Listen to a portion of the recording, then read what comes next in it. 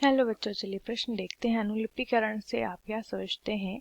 आइए जानते हैं हमारे प्रश्न की मुख्य अवधारणा। हमारे प्रश्न की मुख्य अवधारणा है, हमें बताना है अनुलिपिकरण। अनुलिपिकरण के बारे में आइए जान लेते। अनुलिपिकरण को हम ट्रांसलेशन भी कहते हैं। इसे हम क्या कहते हैं? इसे हम ट्रांसलेशन प्रक्रिया भी कहते हैं। इस प्रक्रिया में क्या होता है? प्रोटीन संश्लेषण के समय ये प्रक्रिया होती है। प्रोटीन संश्लेषण या इसे प्रोटीन निर्माण भी हम कहते हैं। प्रोटीन निर्माण की प्रक्रिया जब होती है तो उस दौरान लिखेंगे, उस दौरान क्या होता है? विभिन्न अमीनो अम्ल के जो अणु होते हैं, विभिन्न अमीनो अम्ल के जो अणु होते हैं, ये अणु निश्चित संख्या में एक निश्चित क्रम में विन्यासित रहते हैं। लिख लेंगे, निश्चित संख्या में एक निश्चित क्रम में क्या रहते हैं?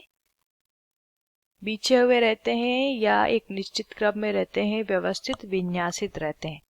तो यहाँ पे जब डीएनए की पॉलीन्यूक्लियोटाइड श्रृंखला में न्यूक्लियोटाइड का क्रम पॉलीपेप्टाइड श्रृंखला में अमीनो अम्ल के अनुक्रम को निर्धारित करता है। यानी कि डीएनए में अनुलेखन द्वारा जो डीएनए के अनुलेखन की क्रिया हो जाती है, तो अनुलेखन की क्रिया के बाद क्या बन जाता है? एमआरएनए बन जाता है। तो एमआरएनए में स्थित 3 नाइट्रोजनी क्षार जो होते हैं, 3 नाइट्रोजनी क्षार जो होते हैं, इन 3 नाइट्रोजनी क्षारों का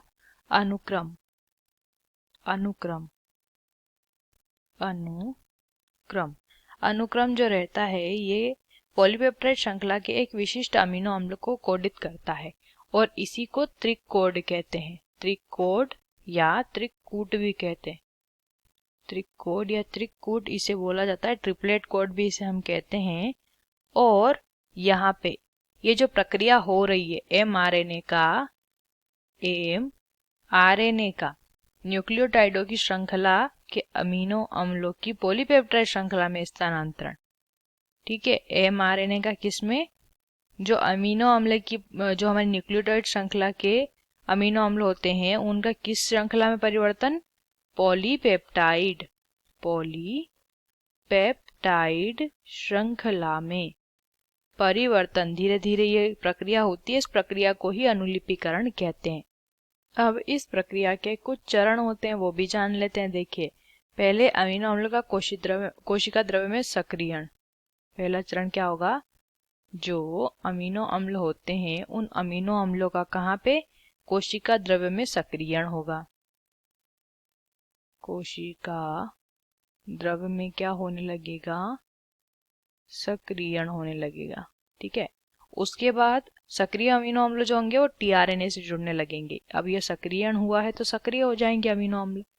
तो सक्रिय अमीनो अम्ल जो होते हैं, सक्रिय अमीनो अम्ल, इनका क्या होता है? ये टीआरएनए से जुड़ने लगते हैं। टीआरएनए से जुड़ेंगे, प्लस का साइन हमने इसीलिए लगाया है। उसके बाद क्या होगा? एमआरएनए राइबोसोम से जुड़ेंगे। एमआरएनए जो होता है वो राइबोसोम से, किससे जुड़ता है? राइबोसोम से वो जुड़ता है। ठीक है, उसके बाद अगले चरण में क्या होता है? पॉलीपेप्टाइड श्रृंखला का प्रारंभन होने लग जाता है, यानी उसका निर्माण होने लग जाता है। पॉलीपेप्टाइड श्रृंखला का क्या होने लग जाता है? प्रारंभन। अगला लिखते हैं, अगला चरण लिख लेते हैं।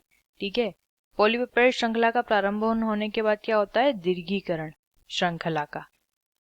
दीर्घीकरण होगा श्रृंखला का, यानी कि प्रोटीन का निर्माण होने लग जाएगा और श्रृंखला बढ़ती जाएगी।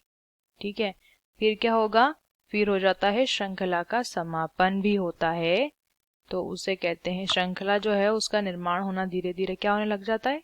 एक बार निर्माण पूर्ण होने के बाद फिर क्या होगा? समापन भी होगा। तो उसे कहते हैं श्रृंखला समापन। समापन इसे बोला जाता है। और अगली प्रक्रिया में क्या होता है? रूपांतरण। तो ये हुए सभी चरण।